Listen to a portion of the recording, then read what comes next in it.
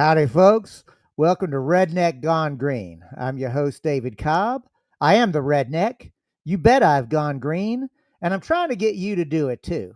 And a reminder, as we do every week on this program, when we talk about going green, we're not talking about mere environmentalism. We're talking about something deeper, a recognition of the interconnectedness of all of life. And whether you come at that from an eco-feminist, deep spiritual perspective, or you come at it from a hard science perspective, or like me, you say those are both valid ways to understand how the world and the cosmology operates, I'm here to tell you we are in an interconnected web of life, and everything that we do to that web as humans, we are ultimately doing to ourselves. And I'm here to say we are doing it wrong.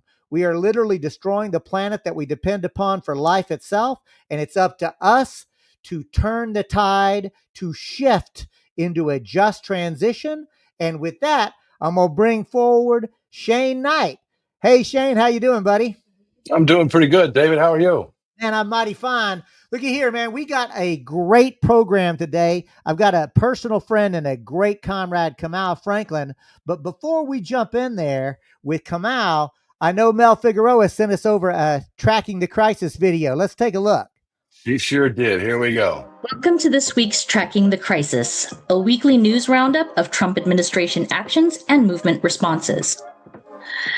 Last week's announcement from the Justice Department that said Jeffrey Epstein definitely killed himself, there is no client list, and no more files would be released from the Jeffrey Epstein case has precipitated a revolt amongst Trump's MAGA supporters, posing a major problem for the Trump administration this week as it scrambled to contain the political fallout.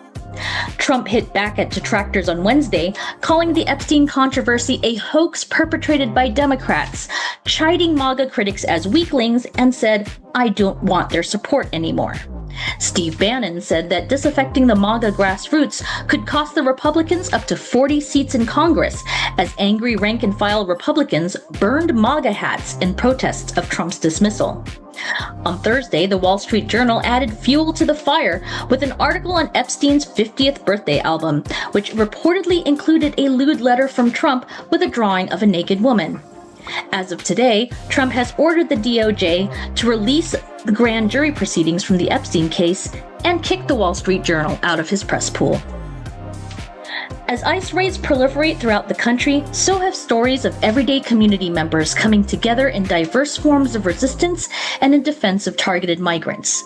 People's City Council in Los Angeles gives a comprehensive account of the extensive volunteer ICE patrol and community defense networks that have grown in response to the ICE raids and military occupation of the city over the last 40 days. Many community organizations are now launching direct support for migrants through a volunteer program where U.S. citizens escort migrants to government appointments such as court dates to bear witness and provide protection from ICE. Businesses in California have also begun to display window stickers declaring their properties an ICE-free zone. And tow truck drivers have become popular local champions of the resistance by finding and towing ICE vehicles that have been parked illegally at raid sites. Resistance to ICE is proliferating everywhere, and communities are learning from each other. That's it for this week's Tracking the Crisis. Read more by signing up for our weekly news roundup in your email every Friday at trackingthecrisis.org. Back to you, David and Shane. Well, there Thank it is, you, Shane. Mel. No, right? That was a good one. I got to say, I love we read the news so you don't have to, because I'll tell y'all, folks, if you're not yet on the Tracking the Crisis subscription, you ought to be, because Mel gives us a high-level overview for this show, especially for this show. But there is a deep dive every week. She covers not only those topics, but many more. And I got to tell you, I am taking a perverse pleasure in watching MAGA go into a little mini civil war. I don't know about you, Shane, but I wouldn't call it perverse. It's more, this is joyous. I have laughed so fucking hard over the last 4 days. I shouldn't, perhaps, but, and I know a lot of people don't do this anymore because of Blue Sky and the whole pushback against Elon Musk and the vacation of Twitter. But I spent about 20 minutes on Twitter the other day just laughing my ass off There was, left and right, especially when what's the Russian spy Gabbard girl came out and said they were going to arrest Obama. Man, they went enraged. They were like, "This is just a distraction. Don't do this." And that's right after Trump called them stupid. Yeah, no, it's really amazing to watch the depth of the depravity, and of course, the Epstein case. Let's be clear: this he was a pedophile, a sex Oh yeah, trafficker, a depraved and horrific human being, and the evidence of people in high places, both Republicans and Democrats and other so-called captains of industry. Like, I don't know exactly what's on that list, but I joined the chorus. Release the files, all of them. I agree. I agree. It's funny to watch because they were onto something. The MAGA crowd in the beginning, they knew something was fucked. They knew that there was some people out there controlling things in a way that they shouldn't and doing God knows what behind closed doors. They were right. They just had the wrong group of people. There it is. And look, but before we go to our guest, I do got to say, I love to see all the community self defense that's coming up. Not only Mm. anti ICE, but who would have thunk that tow truck drivers we're going to be at the front lines of community self defense? Yeah, me either. When I first saw that a couple days ago, it's actually my wife showed me, and we actually just sat there and laughed. Had a really good, heartfelt belly giggle at the idea that tow truck drivers are taking it upon themselves to just remove the ICE cars from the parking lot. I thought that was fantastic. I would Oh, love to man. have a line of just applause out there watching them. Right on. Right on. And looky here, like in the notion of community self-defense that can look a lot of different ways, we've got the perfect guest for that conversation. We're going to be bringing Kamau Franklin in. Mm. Kamau is the founder of Community Movement Builders. He's been a dedicated local community organizer and national strategist for over 30 years. He was a leading member of the national grassroots organization dedicated to self-determination and the teachings of Malcolm X. He spearheaded organizing work in multiple areas, including youth organizing, police misconduct, sustainable urban communities. He's coordinated Community Cop Watch, Liberation Schools for Youth, been involved in radical electoral and policy campaigns, large scale community gardens, organizing collectives, alternatives to incarceration. He was an attorney for over 10 years in New York with his own practice in criminal and civil defense work. He now lives in Atlanta, and he's a personal friend of mine and a good comrade. Camal Franklin, welcome to Redneck Gone Green. Thanks for having me. I appreciate being back on the show. You know, last time you were on here, Kamau, it was in the height of Cop City. And I know that CMB, or Community Movement Builders, and you individually were really involved there. And I know we're going to touch on that. But before we jump right into the politics and the substance, I want to give you a chance to tell your personal story. What, at least in my language, I think about is your political awakening and consciousness. Because ain't none of us born knowing what you know now. So, like, I want to invite you to take us back to Brooklyn and tell us about Kamau Franklin. Who are you and why do you do what you do? Oh, wow. So many or scores decades ago. So I'm born and raised in Brooklyn, New York. Lived mostly in New York, in Brooklyn, in two places, Nostrand Avenue and Albany Mm. Projects. My mom is a Southerner. She was born in Charleston, South Carolina, born during the Jim Crow era. And part of my Mm. politicalization process was my mother telling me stories about what life was like during Jim Crow. She passed away approximately 3 years ago. And one of the stories that she would tell is when she was in a whites only playground with friends and as a child, and she was chased out by a cop. She was slower than the rest of her friends. She got hit in the back by a billy club.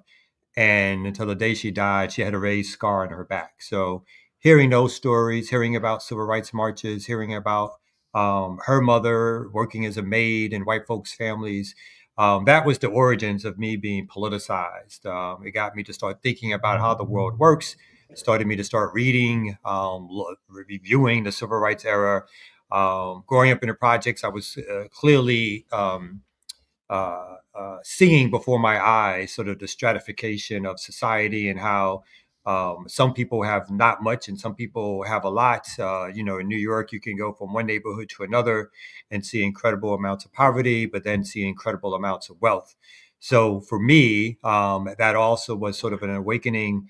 But I didn't really start getting political, I guess, until my 20s. And again, because of the background, started reading a lot of stuff on civil rights, a lot of stuff on Black Power, started reading a lot of Malcolm X books.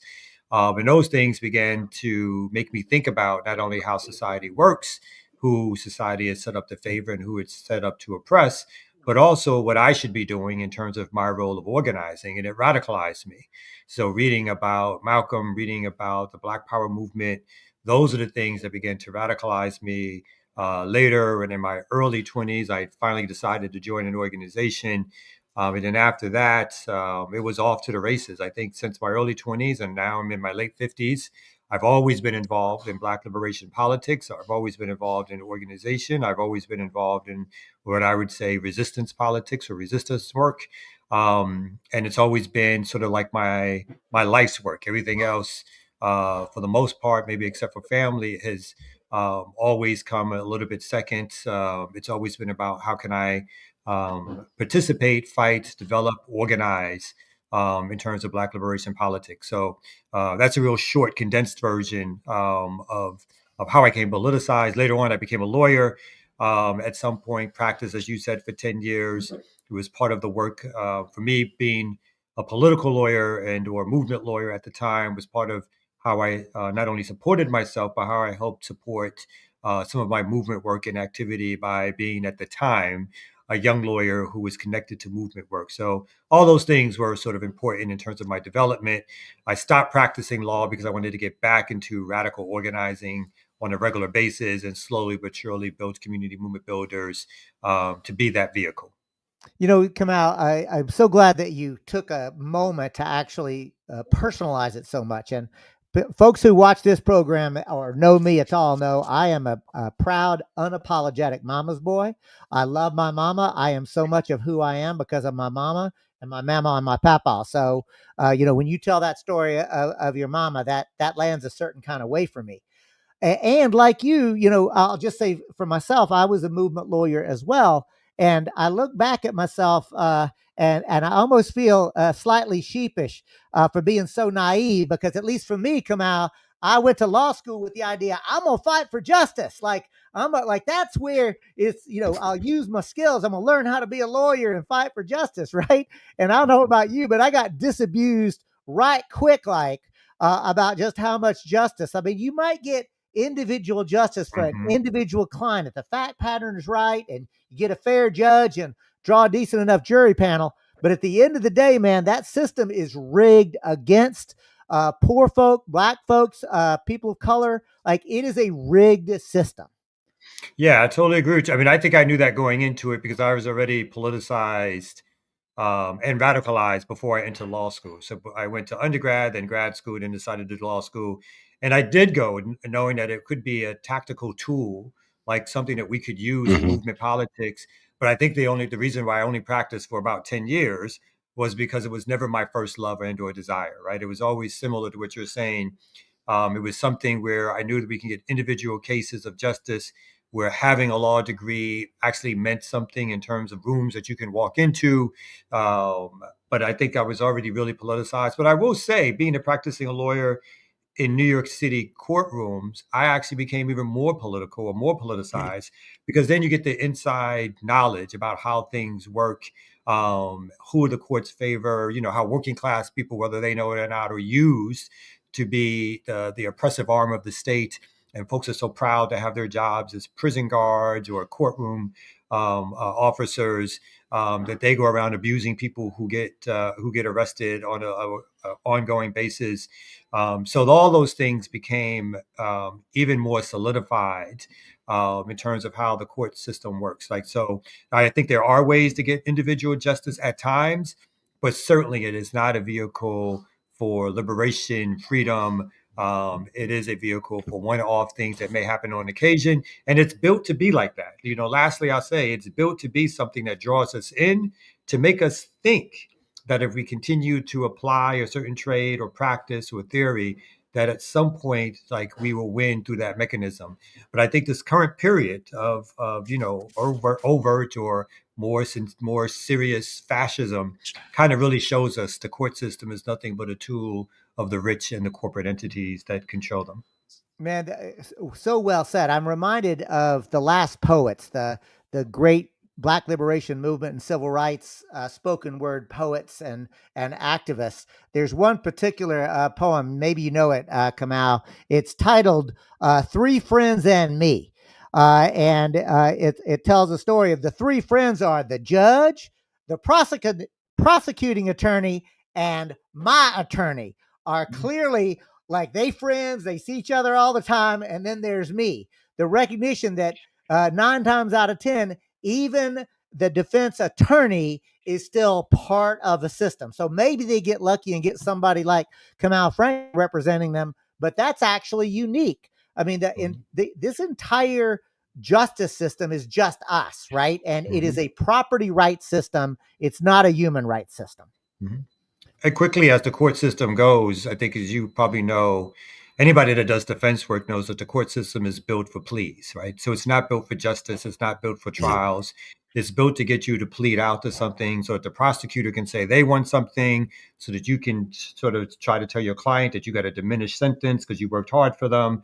And then they keep moving you through the system. And all through that, they've now documented who you are. They have records on you. You've got your first, maybe your first arrest or your first conviction.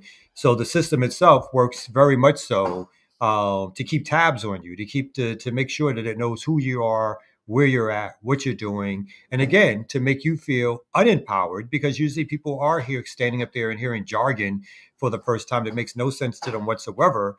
And they're relying on somebody to fight for them. And like you said, a lot of times there are obviously great and or good defense attorneys and public defendants defense attorneys who really believe in their craft.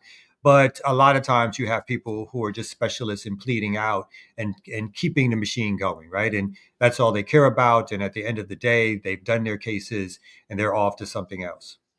Folks, you're watching and or listening to Redneck Gone Green. I'm your host, David Cobb. We've got co-host Shane Knight with us. Our guest is Camal Franklin, longtime community organizer, Black liberation strategist, and all-around good guy. So looky here, Camal. I want to give you a chance to talk about some of your experiences with the American Friends Service Committee and the Malcolm X Grassroots Movement Project, and then bring us into you founding Community Movement Builders. Sure. Where do you want to start? Let's just do it chronologically, because I reckon that you learned some things as you went, and I'm going to try to draw that out. So I was with the Malcolm X Grassroots Movement for 17 years. It was my home organization, let's say.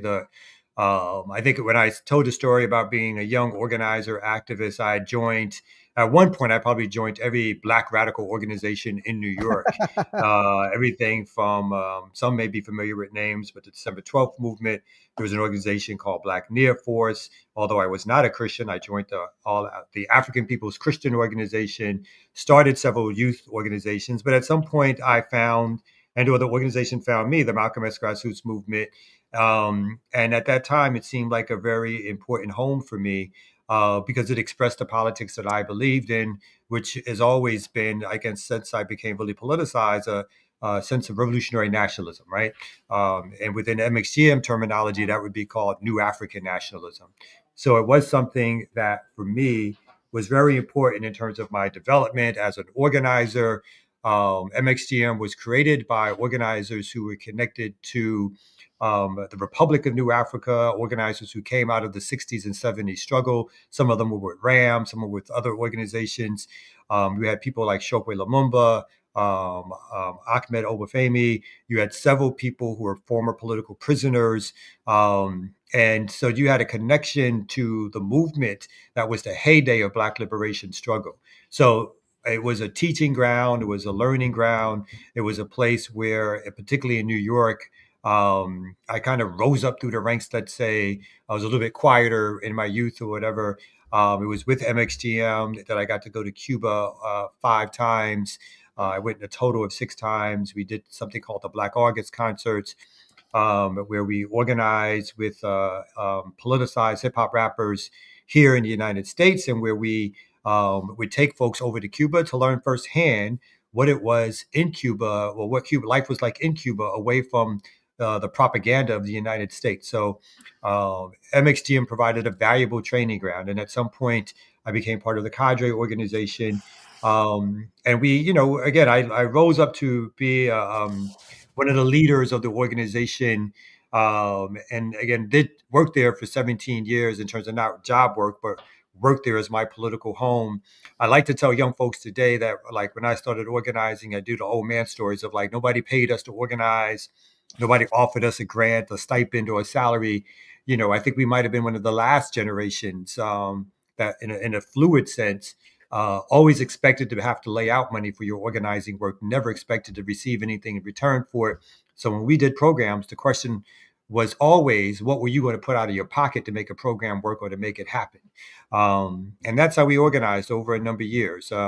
It was something that for me was important as a movement person. And later on in my experiences, I went to Jackson, Mississippi as part of the Jackson Plan, and organized there with organizers in Jackson. As stated, I was a first campaign manager for Shogri Lumumba. I also was campaign manager to get the first Black sheriff elected in Hinds County, which turned out to be a mistake. But as part of the larger part of the Jackson Plan, which credit should be given to Kali Akuno for writing it, we were trying to sort of put a lot of assets into Jackson, Mississippi, a place where we thought that we could organize for self-determination and some control. Unfortunately, like, some of it went well and some of it didn't. And in the end, I decided to leave the organization and to return. Me and my family, we returned to Atlanta. Part of that is in terms of a job search. I joined or started working for American Friends Service Committee, and worked with the Quakers for approximately 2 years. We did not have a happy ending, and I'm going to leave some of that alone because I still have a non-disclosure statement with them. But some of the work of the Quakers was very important.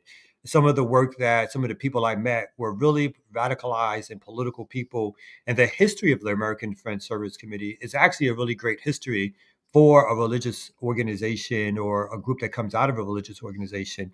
I learned, back in the late 60s, early 70s, they actually did their own flotilla to the Viet Cong, or the Vietnamese resistance fighters, breaking a U.S. embargo. And so the organization has radical roots and radical history. I think of, like, a lot of organizations, in my humble opinion, there's also different elements in it that are also liberal to left. And that sometimes, sometimes the liberal element, I think, took over, in my humble estimation.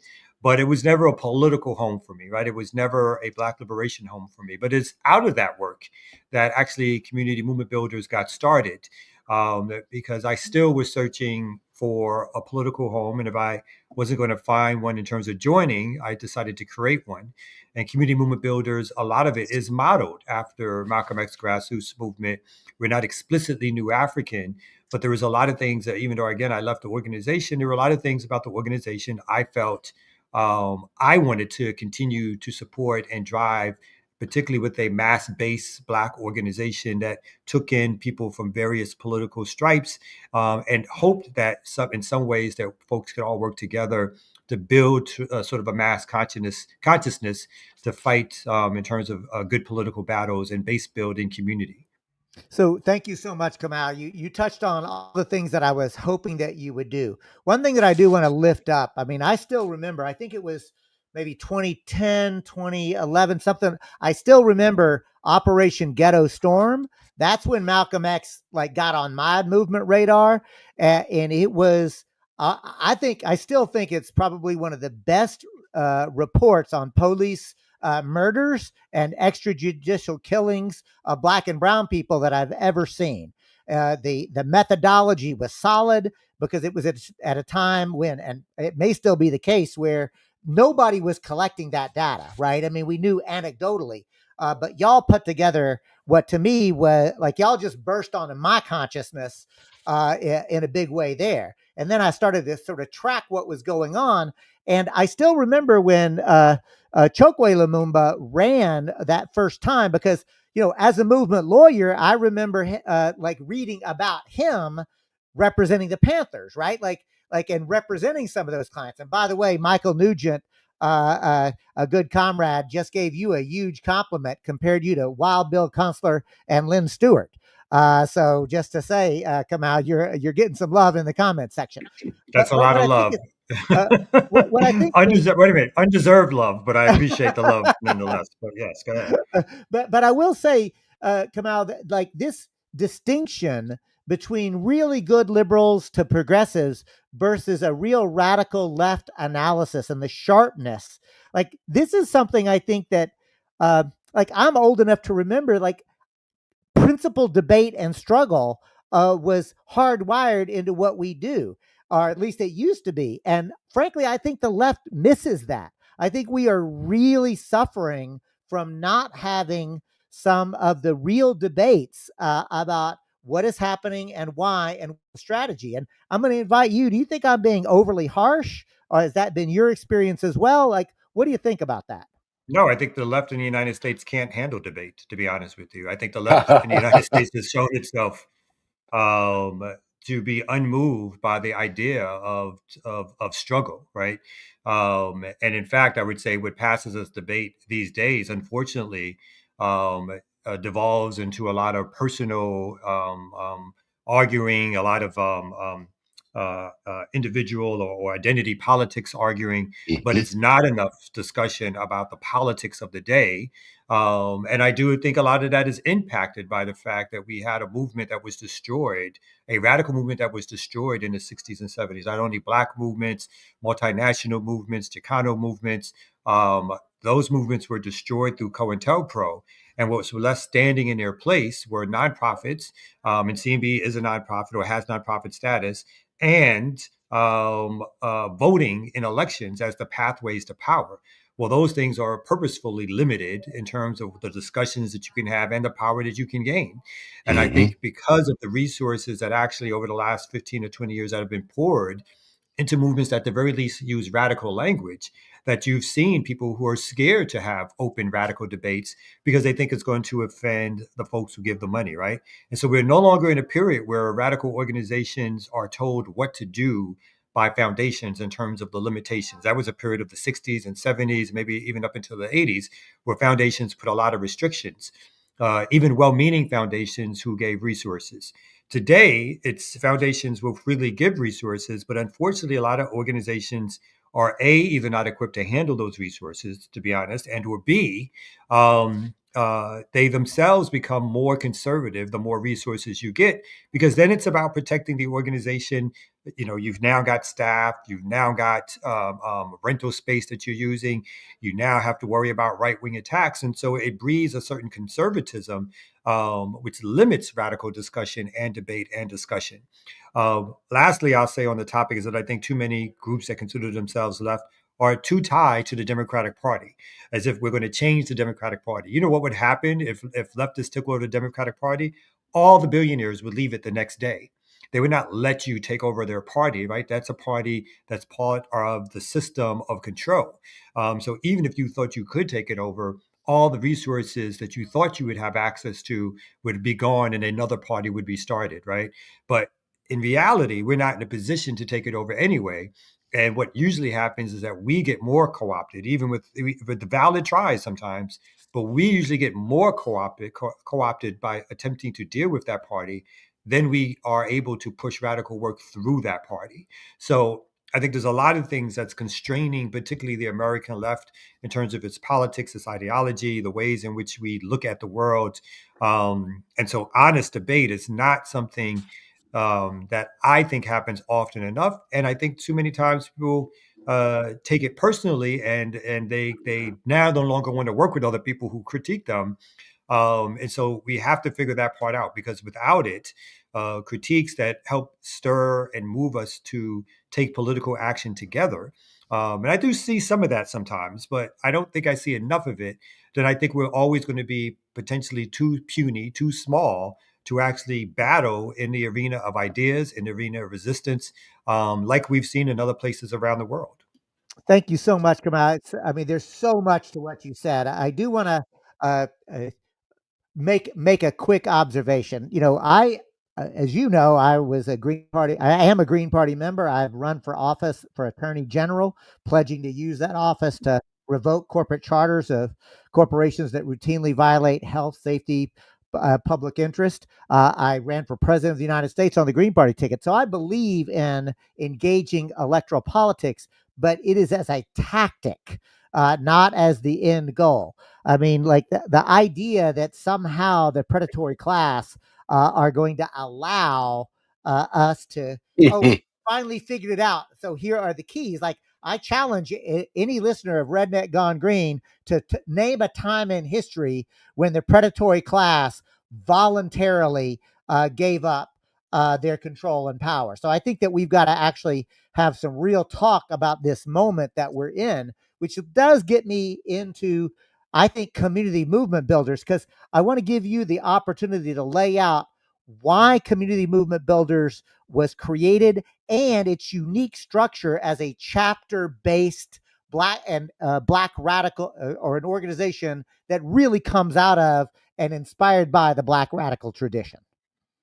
Yeah, Community Movement Builders again was started in 2015, and again, my vision of starting Community Movement Builders was in some ways to do exactly that. How do we continue to build mass-based organizing? How do we try to get people into organizing of various political point of views, but with a certain range of those views, which can allow us not only to work together but to grow politically together. And so today, we have 9 chapters throughout the country. We have schools in Sacramento, starting a school in Dallas. We have cooperatives. We have land trusts. With the help of our comrades at PNLO, we bought a farm to do some of our liberation work. We have 4 or 5 houses in Atlanta, a couple of houses in Detroit, and a house in Dallas that we do community organizing out of. So we believe in place-based organizing. And so we don't think there's anything necessarily new about what we're doing. What we are doing is drawing from the history of Black liberation struggle. We think the most successful Black radical organizations have been those that have been deeply connected to the Black community in terms of base building. When you look at the UNIA, we look at SNCC, Student Nonviolent Coordinating Committee, we look at the Panthers themselves. When we see how deep these organizations were in community, how folks actually lived with and moved to communities to be with folks, how their offices were there, how their work was there, how people can contact them on a day-to-day basis because they were part of the community. Some of that has been lost in the current day struggle, right? Because again, of the nonprofitization of some of our struggles, our offices are downtown. Some of us feel far more comfortable smooching with corporate figures or with politicians or with other nonprofits than we do with day-to-day people in community. So there's a way in which we're trying to revive a Black radical tradition to say that if we want to fight for power, and this is not easy type of organizing, but if we want to fight for power, we have to base build. We have to get the community at large, working class and poor folks, to actually begin to struggle for power. When we look at SNCC, one of the quotes I remember from seeing an Eyes on the Prize episode is that there was a young white organizer who actually talked about their freedom school experience with SNCC in Mississippi. And they said it's one thing to teach communism or to learn about communism in the classroom, right? That's academic. But when you're teaching communism in a freedom school, that's revolutionary. And so that's the idea that we want to bring back, that we're teaching radical ideas in different ways, but we're attempting to figure out how do we get more people involved for power. And again, our working class populations are probably the most propagandized populations in the world, right? There's no place in the world that propagandized its everyday people the way the United States does. And so we believe in shopping, entertainment culture, sports culture, but it's hard to get people to actually engage in the organizing work, which is really about fighting for power. And that is something that we still think is necessary more than anything to get a real resistance movement that will have any hope and or shot whatsoever in destabilizing capitalism, destabilizing the standard ways in which we think about voting and elections. We must radicalize people and bring them to action. Otherwise, all the rest of it just doesn't matter. Kamau, I what totally agree. I'm sorry. I just wanted to no, jump in jump and in. say I've been hanging on every word you've been saying, Kamal. Like the way you describe it is so accurate. It's just pinpoint accurate. And you just brought up a really good point that's been rolling around in my head the entire discussion is the number one barrier that seems to be the elephant in the room is how do you change the narrative of people's love for the flamboyance of capitalism. That seems to be one of the most challenging barriers, and I'm curious to know what your tactics may be, how you approach that. It's a difficult climb. Mhm. I think some of the things we do, like we have our own, we not just community movement builders, but a larger subsection of Black radical organizers. We created something called Black Liberation Media, which allows us to reach folks all over the country, some who are already politicized, some who are not, but people who are seeking information online. We get about 100,000 views a month, right? By no means the largest amount of numbers, but something that begins to show what this kind of information can do if we start to seep it into people's consciousness. When we're base building on the ground, we're having day-to-day touches, day-to-day conversations. Some of our folks do surveys, we do town hall meetings, we do other kind of ways. We have other kind of ways in which we directly get in touch with people. We have our what we call our survival programs, which are similar to mutual aid programs, where we provide groceries and food for folks, and we also pay people's rent and or utility bills like once every 6 months, so that we can have a way of showing folks like, look, we're not here just with rhetoric. We're here to try to help improve your lives and to get you involved into trying to understand why these programs are necessary. And these programs will never take the place of a struggle against the state. What we're trying to show are models of resistance, but we want to have those conversations of why is it that a group like ours, which without a lot of resources, can try to provide food, but the state doesn't. And why is it that we need food? Because folks' everyday jobs or everyday living situations does not give them access. So how do we get access? How do we fight to control ways in which we have access to food, ways in which we control sort of a pipeline of how food is grown and where it goes to? But even more importantly than that, how do we struggle against the state and or other entities in our community that put forth rotten food or rotten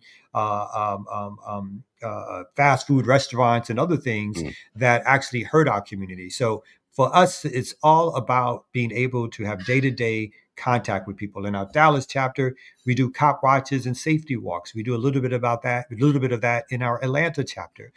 So how do we create a buffer organization or buffer force between our community and the police that actually interacts with our community?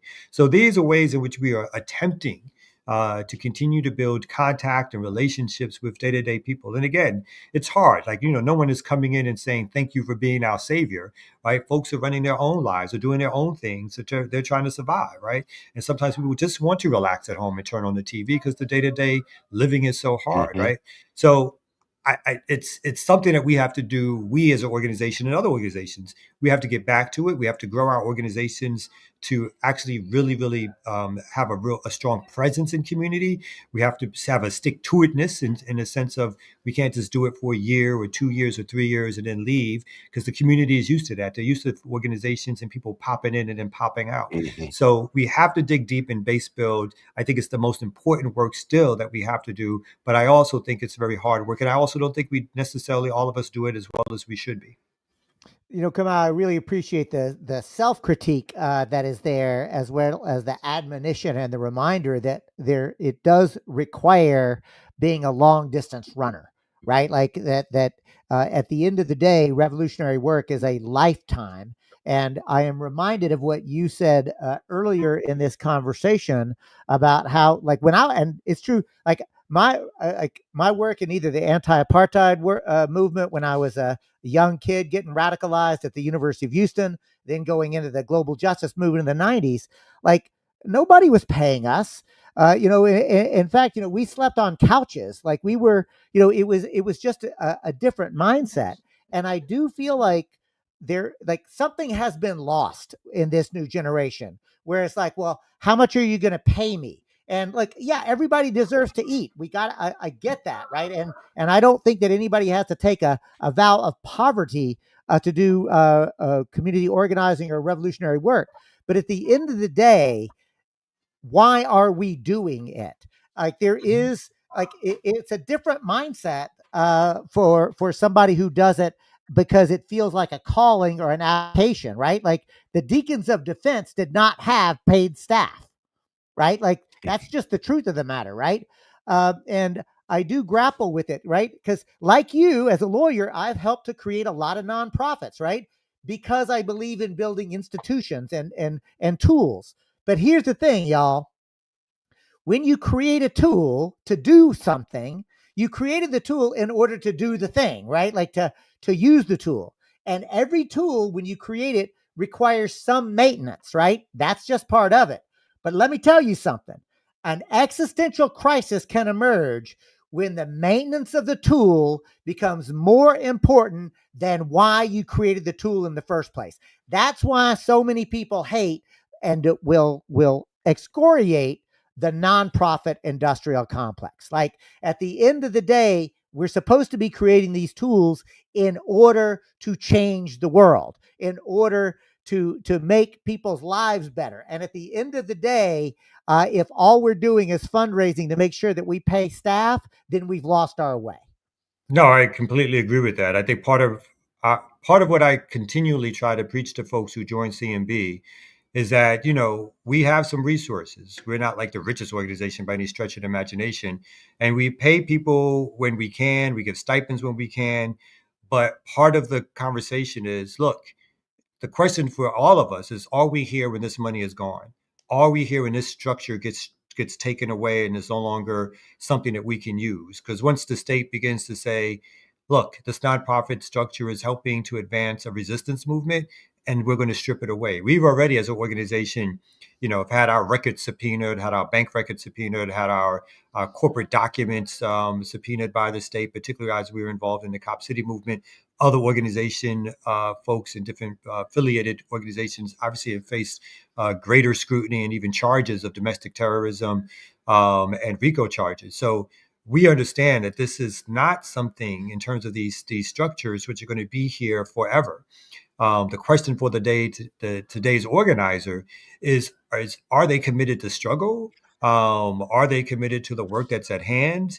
I'm not, because maybe I'm an old school organizer, I'm not one who uses the labor language for a lot of struggle organizations. I'm not one who uses a language around wellness for struggle in organizations. I truly believe that a struggle is a struggle, and there will be sacrifices that people make.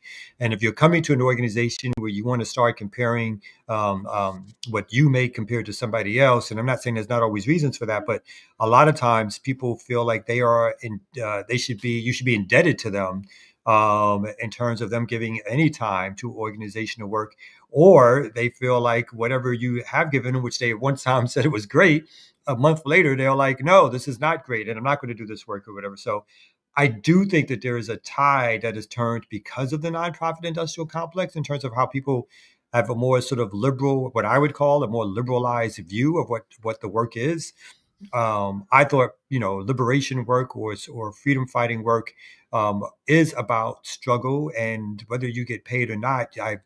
90% of the work I've ever done in organizing, no one has given me a dime for, right? And it's through this organization that I've created a vehicle which I pay myself and other people get paid. But we are mostly a volunteer organization. And again, we try to do things to give people stipends and salaries as the money comes. But we also focus on the purchase of property so that we can have long-term assets to aid us in our struggle, as opposed to building up a huge payroll that when someone wants to cut it off, and they do cut it off, then you're left with people who are searching for new jobs, right? The worst thing that can happen to any organization that considers itself a movement organization is when people start to strictly look at it as a job or a place to find employment, because then you are no longer a resistance organization. You are then officially a nonprofit organization, a business, and your role is to keep people employed, and people don't really care anymore as much, let's say, about what the struggle is, because if you lose those resources, you lose those people. And I think that is a very dire place for our movement to be in. I know a lot of comrades who fight against that in terms of purposely not doing their work through some of these structures, and some of them I compliment. I think the reason I did this way is that part of me was like, there are so many resources out there. Can we possibly create a structure that captures some of these resources without being captured ourselves? I like to believe, for the most part, that hasn't happened, but we've definitely had times and places where that's been a very big struggle within our organization, as it's been with other organizations. So there's just, again, once again, so much there. I do want to, you've touched on it, and we're running out of time. So I want to make sure to ask you about and give you the opportunity to describe why the Community Movement Builders program is couched as a liberated zone. And I want you to talk a little bit about the concept of liberated zones coming out of the African colonial struggle, and how in the modern era, Community Movement Builders is applying a modern day liberated zone theory. Yeah, I mean, I think liberated zones, in terms of the history of Black liberation struggle, even African liberation struggle, are usually zones of resistance and control by resistance organizations or radical revolutionary organizations. They're not meant to take the place of larger political struggle, but they are meant to be bases of resistance where people can potentially grow food, where people can potentially produce other things, where people can have respites, where people can think about organizing. Some of them are basically are contiguous in terms of, like, there are certain land masses. Some of them flow in and out in terms of, you look at the struggle around Vietnamese revolution. There were times where by day those certain zones were controlled by the U.S. imperialists, and then by night those zones were controlled by the liberation forces. So I think, a liberated zone is really an area where you can apply your craft of trying to be a fighting and liberating organization. We in this day, obviously within the United States context, we're not the same type of liberation struggle in terms of all the tools that others have used, but we are in a place where we need to be able to create models of resistance, places where people can actually see where theory meets practice, and what does it look like to build places or to have people who are either saturating or a part of a community, and they can see actually what comes out of it that's different from what there was before. So in other words, how can people see with their eyes, touch with their hands, smell with their noses, what resistance in action looks like, and how it may build models that people can be a part of and people want to protect, right? Some of that stuff can again potentially move people to a certain conservatism, but some of it can actually move people to the radical idea that this is worth protecting, this is worth fighting for, this is worth struggling to expand. We make sure that we tell our folks we are not maroons, right? Our job is not to try to create certain areas that we control while leaving the larger capitalist project alone. The capitalist project, if you are successful in creating liberated zones, will not leave you alone, because they will see that as a threat to capitalist control over commerce, capitalist control over people, capitalist control over property, capitalist control over land. So if you're doing your job correctly, to be honest, as a radical organizer, you will be attacked by the state.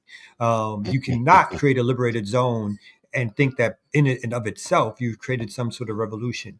These zones, or the creation, or the ideas that we can somehow do this kind of work, can only be satisfactory to our end goals, which is really a revolution and or radical change. So I love this, because the idea and what I see happening at Community Movement Builders in Atlanta, where I've had the privilege of going and seeing y'all there in the Pittsburgh community. I've seen the amazing farm, and it reminds me of Cabral, who I'll probably mangle the quote, but how does it go? Always remember that the people are not fighting for ideas in their head.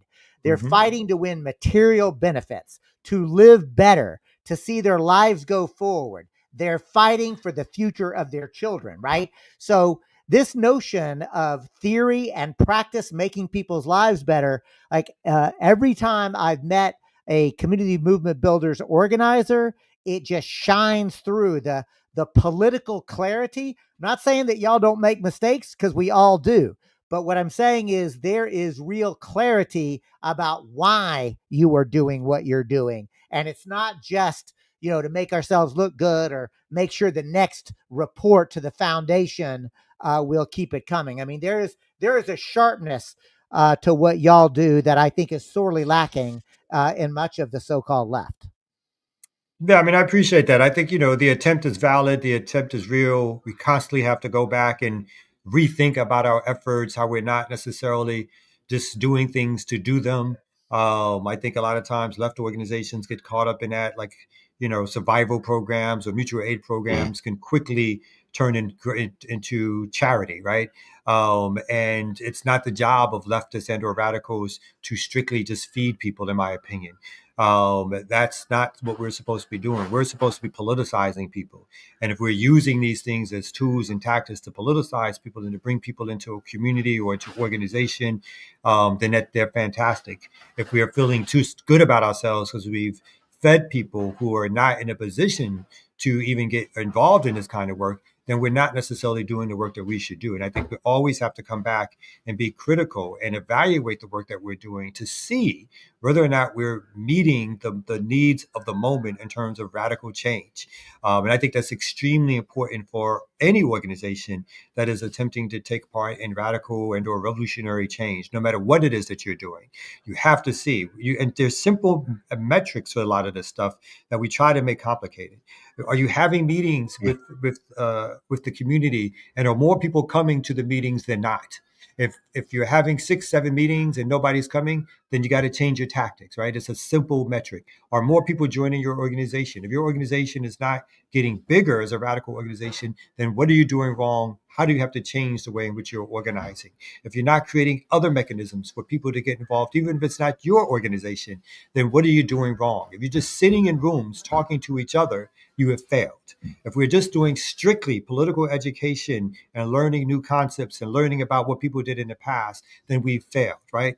Those things are meant to be, political education is meant to be something that we can apply to our work.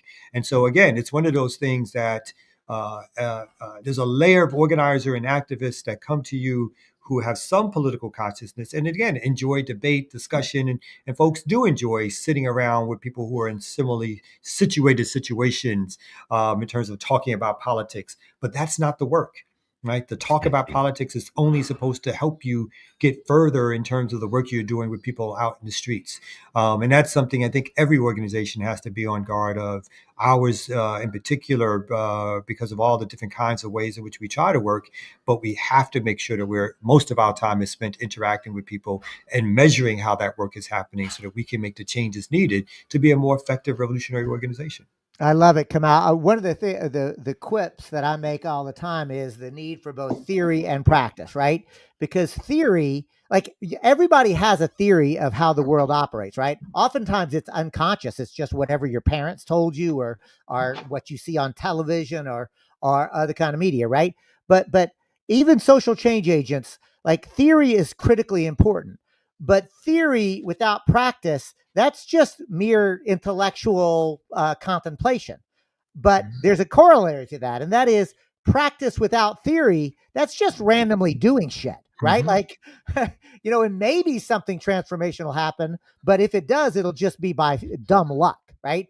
So to me, the importance of having a grounded theory that is put into practice and then tested. Because my own experience, Camal Franklin, is when you have a theory, you put it into practice, the real world will tell you, here's how you have to adjust your theory and your practice. And I like to quote the great political theorist, Mike Tyson, who said, everybody's got a play until they get punched in the mouth.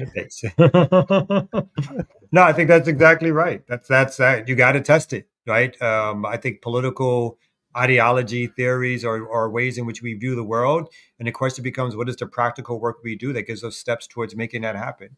And yeah, I mean, if you don't know what road you're on, any street will take you there, I guess. Or if you don't know where you're going, any road will take you there, right? So. Well, looky here, Kamau. This time has just flown by. I want to thank you for joining us and give you a chance for any final thoughts. Give us your website, your social media, how people can contact you. The final moments are yours. Yeah, I mean, people can contact us. We're all over social media, Twitter, still, Blue Sky, Instagram, Facebook. our website, communitymovementbuilders.org. People there can find out where they can actually write us, info@communitymovementbuilders.org, if they're interested in finding out more about the organization, starting a chapter, joining the organization. The last thing I'll say is one, I think you guys have a great program. I think the work that you're doing to try to bring out the politics of various communities is needed, and it's part of that work that's about how do we make sure that masses of people understand that there's groups like ours and other groups and other collectives that they can join, and they can start to hear some of the language and study some of the language and ask questions and really figure out how to be down in this work, because we're not going to win this work unless we get a critical mass of people involved. And that's what I think part of our aim and goal should be. Thank you so much, Camal Amen. Franklin, founder of Community Movement Builders, longtime social change agent, a great theorist, and practitioner of revolutionary social change. Kamau, thank you again. Shane, I know we're coming down to the end. I do want to remind folks that the only reason we're able to do this program is because of you, the listener viewer. So we make everything free and available. So please like, comment, share, help us build our growing audience here at Redneck Gone Green. I know that we are partners with Democracy at Work and Rick Wolf. I want to ask Shane, is there anything you want to share about Democracy at Work before we sign off? Well, it's summer, and in true summer fashion, we are busy as fuck.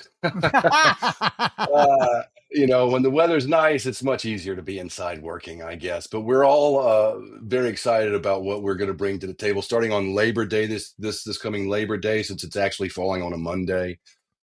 Between now and then, we're going to be building a lot of different programs and ramping up some of the things that we have been doing. And it's going to be a very exciting time heading into the fall for us. So I do encourage all of you to not only go to redneckgonegreen.substack.com and sign up there. You can support David's work. You can support our work. We all need it.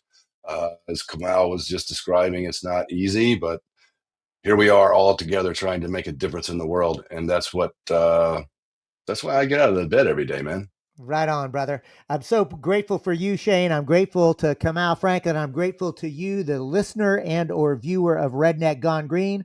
Join us next Monday, July 28th. Same bat time, same bat channel, 3 p.m. Pacific, 6 p.m. Eastern. Our guest will be live, Mel Figueroa. That's right. That awesome woman who brings you the Tracking the Crisis by video every month is going to join us live to break down the fascist moment and what you'll be doing. In the meantime, keep on keeping on. Can't stop, won't stop.